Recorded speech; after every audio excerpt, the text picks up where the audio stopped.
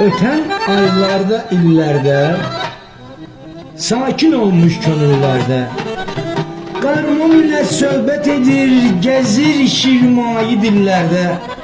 Zakirin parmakları, Zakirin parmakları. Dinleyene lezzet edir, gör nece müşayet edir. 60 ilden çoktur, doğma halka hizmet edir. Zakirin parmakları, Zakirin parmakları. Cevahir incidir, zerdi, misilsiz ləyli gövhərdi. Çəksi ölçüye gelmeyen qızılla tən bərabərdir. Zakirin parmakları, Zakirin parmakları.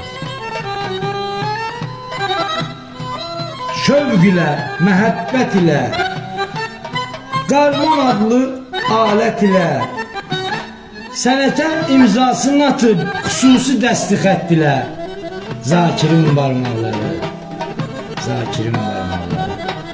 Sənətə imzasını atıp xüsusi dəstixət ilə.